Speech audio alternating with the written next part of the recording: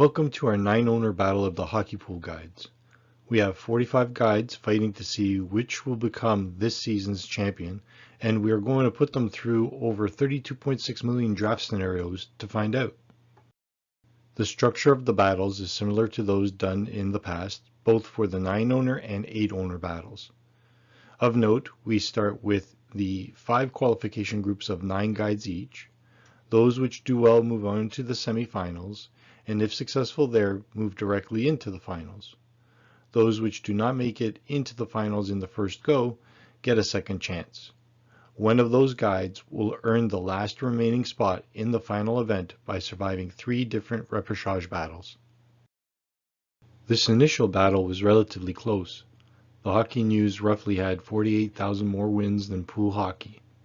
Their advantage was in the 10 to 20 round drafts, whereas Pool Hockey found most of their wins in the 25 to max draft lengths.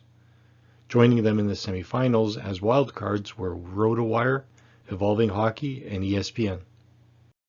Our next qualifier group was comfortably won by Apples and Ginos with a success rate of 57.7%. Second place went to Pool Pro, who earned 16.5% of the possible wins. 2 wildcards were given to NHLRumors.net and Hockey Le Magazine. An even larger blowout occurred in the orange qualifier group. Left Wing Lock secured over 80% of all the victories. The next closest list belonged to lineup experts, and no other guides from this battle earned a wildcard position. The 4th qualifier grouping was closer. Crome Aggregate Projections led the way, with Steve's cheat sheet narrowly edging out Dom Luszczyszyn for second. Dom L did manage to secure a wildcard position though. The remaining qualifier had Ultimate Pool Preview control it with 54.7% of the wins. Second place went to Scott Cullen with just over 20%. 2 wildcards for the semis were earned by DobberHockey and Pool Expert. These are the 18 guides which moved into the semifinals with their win totals from the qualifiers. Is your favorite still on this list?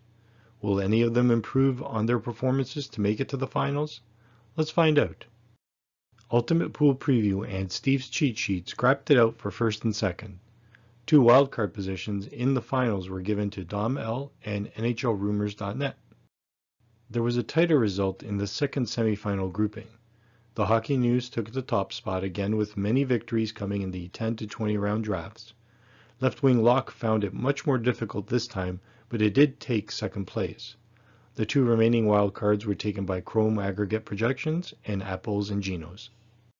6 of the 8 guides which made the finals earned over 1.2 million victories after 2 battles. The semis showed that it was going to be difficult, as no single guide earned more than 770,000 victories. The 37 guides which did not make the finals get one more chance to earn that last position in the finals by going through the repechage. Because each grouping is a multiple of 9, then the lowest ranked list was to be eliminated. However, there were 3 guides which earned no wins at all. So all 3 were eliminated as they proved to be ineffectual, and 2 new lists were injected into the repechage, Numberfire and Le Droit Le Soleil. These 2 guides did not make the initial cut because their lists were only 246 and 232 players long. If either list cannot produce enough draft rounds, then they will be replaced by a list of last year's results by points.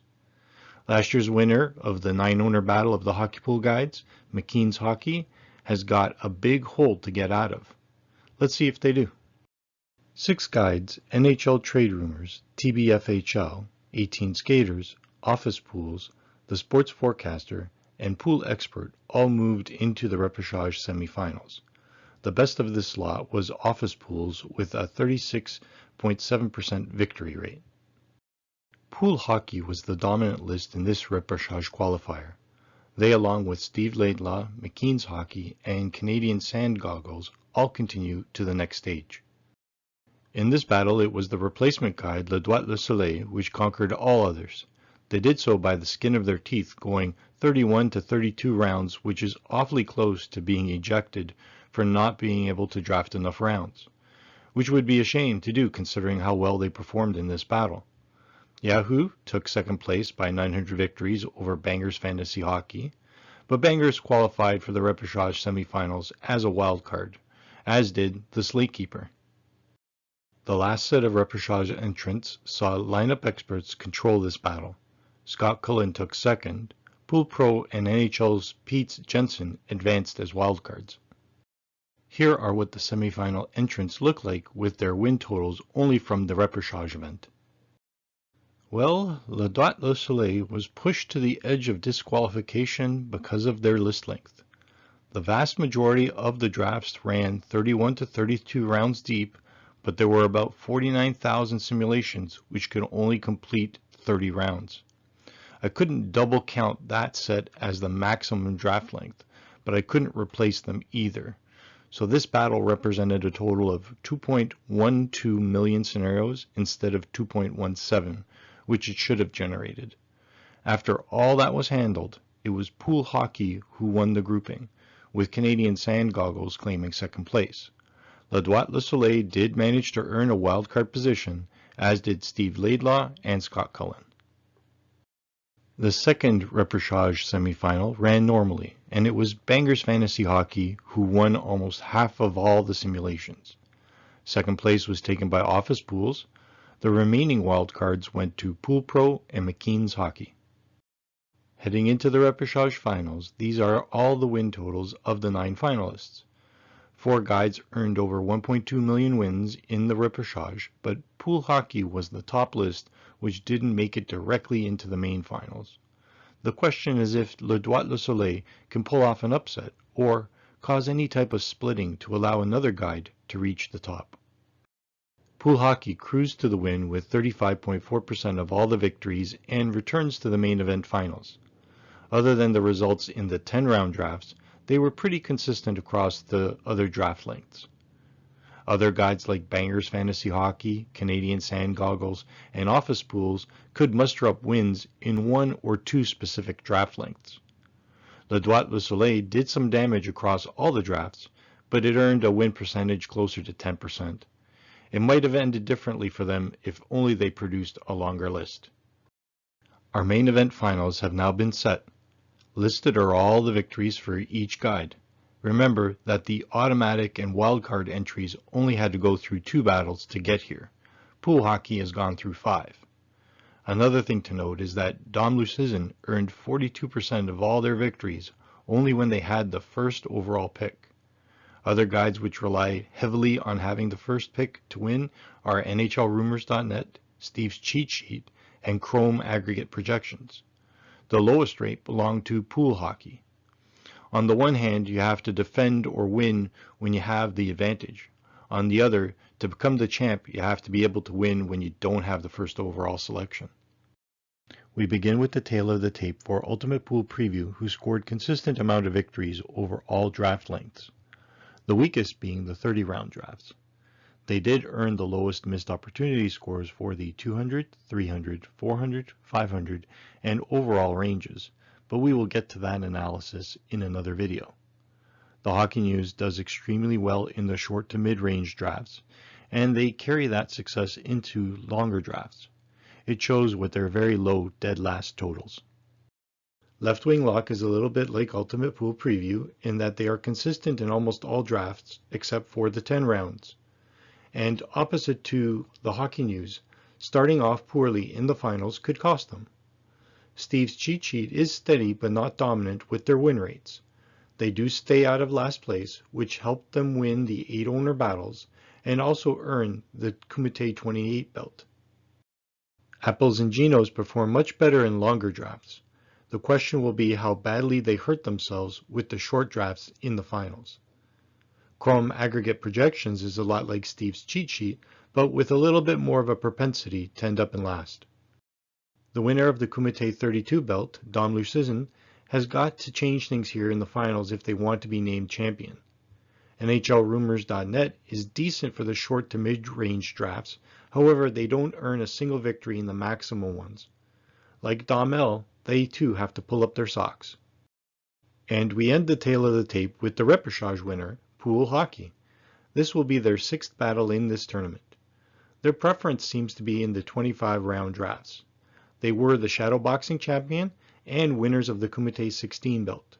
They unfortunately produce a lot of losses at every draft length though. Our results will come up next, but we take a 15-second break to let you decide who will win.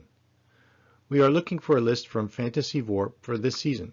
We tried using their site, however, generating a points-only projection list seemed to be a customization which didn't work at the time. Pool hockey could not escape the shadow of the repechage and finished in 9th. In a surprising end, Ultimate Pool Preview turned in an 8th place performance. Apples and Ginos doubled the number of wins to place in 7th. 130,000 victories earned NHLRumors.net the 6th spot. Despite earning more than 310,000 last place finishes, the Hockey News managed to win over 214,000 times for 5th. 4th place was awarded to the 8-owner battle champ, Steve's Cheat Sheet. Dom L took 3rd place by winning 307,000 simulations. It was close, but our 9-owner champion is Crome Aggregate Projections. Hooray for them! Left Wing Lock fell short by about 45,000 wins. Better luck to them next time. It truly was a close race as you see in this graph. The Hockey News played a big part in the 10-round drafts, but Left Wing Lock had problems with that draft length throughout all the testing. Here is another graph which illustrates how Crome Aggregate Projections held off Left Wing Lock for the title. If you're into numbers, then this table will show you where the top lists were the strongest. We congratulate Crome for their victory one last time as we finalized this video with a bit of house cleaning. We not only determined who won, but which draft position won. After 32.6 million draft simulations, 44.4% of them were won by the pooler picking in either 1st, 2nd, or 3rd. The next slide will show our past 9-owner battle of the Hockey Pool Guides champions, and keep your eyes and ears open for 1 or possibly 2 more videos to analyze this season. In the meantime, stay safe and enjoy the summer.